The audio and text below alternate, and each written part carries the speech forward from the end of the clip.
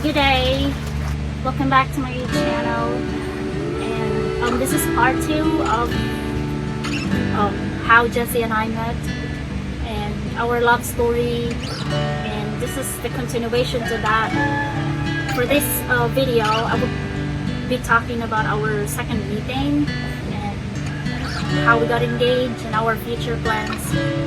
After Jesse visited me on March 2019, we continued our relationship long distance over the phone, just calling and video chatting every day. We continued to live our lives being apart together. Also, Jesse moved from Virginia Beach to Tucson, Arizona, his hometown, and continued his studies there and found a job in the airport, and also studied in Pima Community College. Our first meeting was still a secret to my family. Only a few knew about the meeting, my friends and his friends whom he lived with in Virginia Beach. And he also told his sister about me and his adventures here in the Philippines. My parents kind of like knew that I was actually dating somebody outside the country because I kept on speaking English here at home. But they didn't kind of like ask details about it, and so the relationship continued, and Jesse and I had been like planning to see each other in 2020, and he told me that he's going to visit me again in spring break of 2020. The talk about getting married was still not a topic for us that time, really, because we were still figuring things out with ourselves and our lives, and I think it was too early. But the thought of being together was there. Like how long are we going to spend being long distance and stuff like that? And the thought of visiting him was also like a thing, but visa processing takes time and a lot of assets and everything, which I don't have.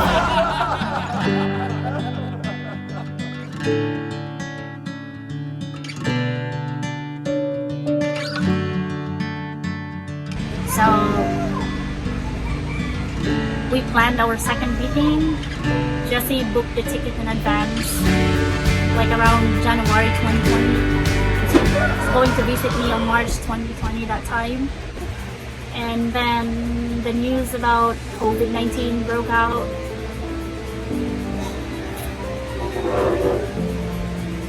I thought that time that I don't think it's gonna get that worse, but we were wrong. February 2020 came, and we were just so excited to see each other, counting the days till we see each other. When the flight got cancelled, this March flight was cancelled due to some restrictions in flight in Korea, because he's supposed to have his layover in Korea, but then Korea that time, they decided to do a lockdown. I remember that time I called him up. I was at work. I called him, told him that Korea is on a lockdown right now. You should check your ticket and your flight that day to Korea, your layover. I bet it's cancelled. It was right. It was cancelled. And I was crying already because it's like days till we see each other. Then it got cancelled, and then I remembered I was crying so much because we were just so excited, and then things got this worse. But then Jesse booked another ticket. He's so stubborn. He booked another ticket. This time it's a direct flight from Washington to Manila, and so I was happy because it's finally happening again. But we were still like in tune of any like flight changes and stuff like that. COVID-19 became a pandemic. Countries were starting to close borders, and Philippines was still open that time. But then days before his supposedly arrival in Manila, the government in the Philippines announced a lockdown in Manila. That's like international and local lockdowns. and that's gonna be effective on March 15, 2020. His arrival is supposedly March 14 on Manila, so that means that if he had to go through that flight, he's going to be in a lockdown in Manila. And so I was crying again because it's like 3 days waiting, till his flight, and then like there's this sudden news about lockdown in Manila.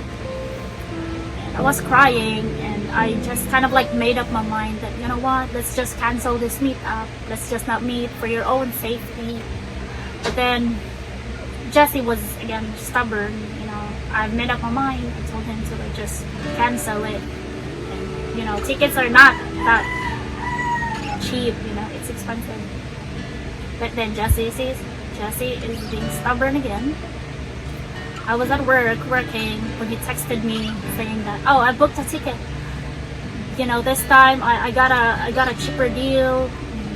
I'll be flying out there like tomorrow. And it's like, are you for real?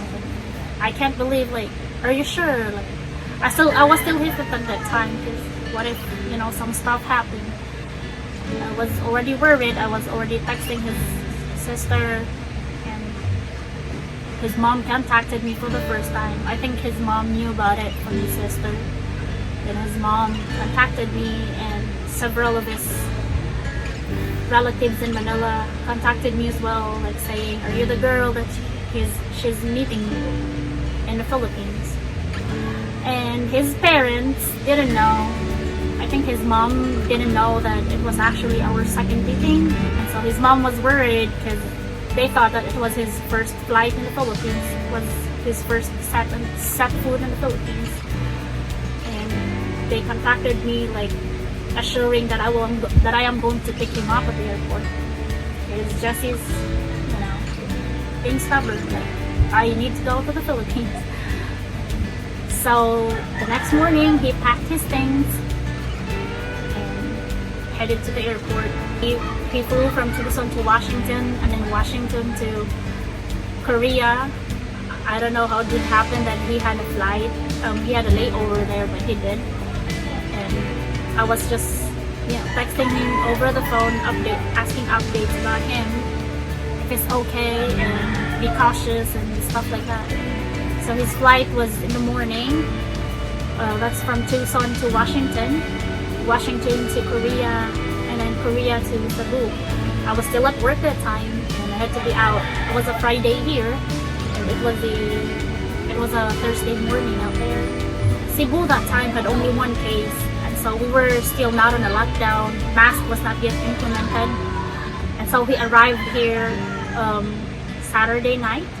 I picked him up at the airport that night, and we stayed at the same hotel that we stayed in last time. And I told him that we are going to cancel all of the planned activities that we were supposed to do here because of COVID. I was getting worrying that he might contract it, that he might bring it anywhere else to go here because there was still no quarantining that time. I was supposed to bring him home that time, but I got worried that he might have the virus. So the planning of bringing him home at time didn't also happen. We just stayed at the hotel the whole 3 days being together. That's a Saturday, Sunday, Monday, Tuesday, and Wednesday. The only person in the family that saw him in person is my sister, Rhea, because she was that time working in Jollibee, and she saw me in the Jollibee, and I told her, well, this is Jesse, the one that I've been talking to over the phone. But other than that, there was none in the family who had met him in person, unfortunately.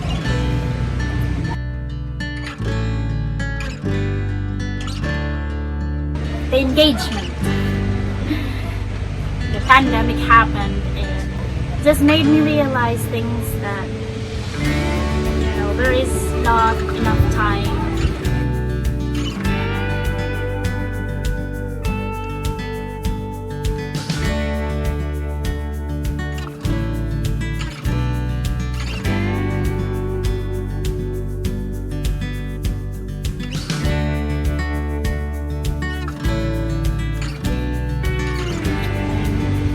being in a long distance talks, things became clear to me that, this guy, he made an apple.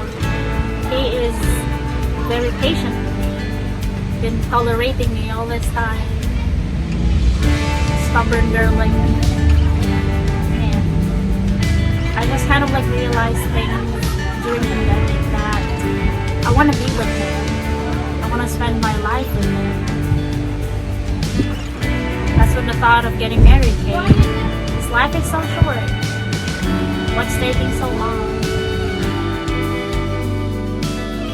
So on March 17, 2020, it was like around 2 a.m. in the morning. We're having our midnight snacks. Jesse knelt and proposed to me. What more can I say? But yes.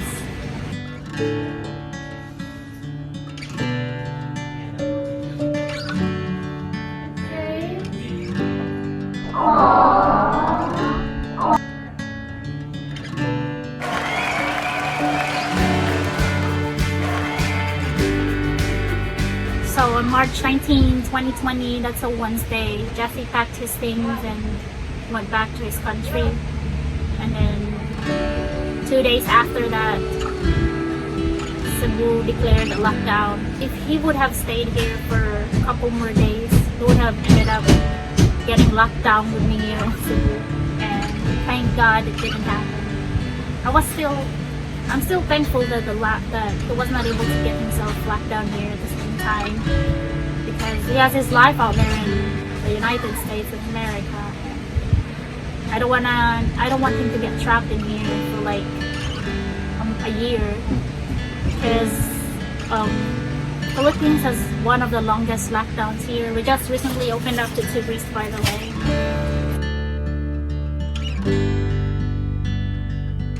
Yes, future plans. So after getting engaged last 2020, Jesse and I continued our relationship over the phone, being LDR, and we started doing research about visas and what is the best visa for us to do to be able to finally close the distance. And there was this fiancé visa or K1 visa. So Jesse and I had been processing our K1 visa since 2021. We actually we finished compiling our documents in 2020, and we submitted it last January 2021. And we got approved last September 2021.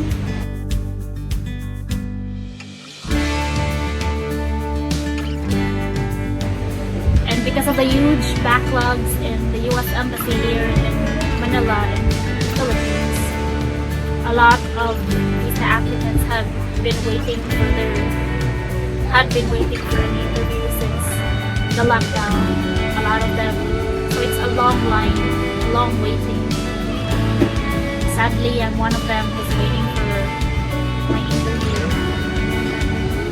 in medical treatments. So our visa application's over a little year now. I'm still waiting for my interview. Yeah. Hopefully this year. Meeting again. Yeah, we do have plans about that for now, but it's not really our main priority because we're still in the process of visa processing. It's not cheap.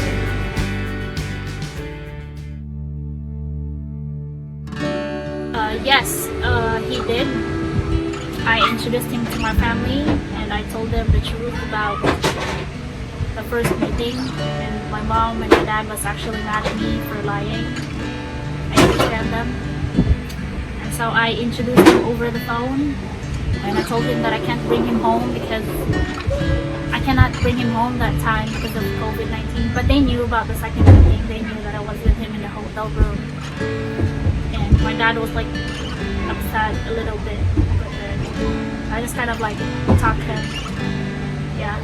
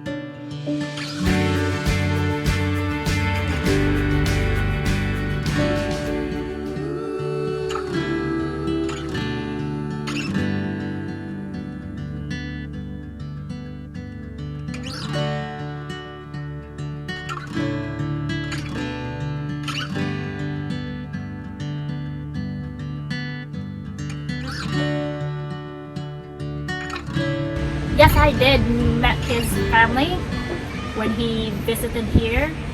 We went on a video call with his mom and we said hi to each other. His mom was a very nice person, and also his dad for quite a few seconds, I guess. And also his sister. Yeah, I did talk to his sister, chatted or texted his sister quite times.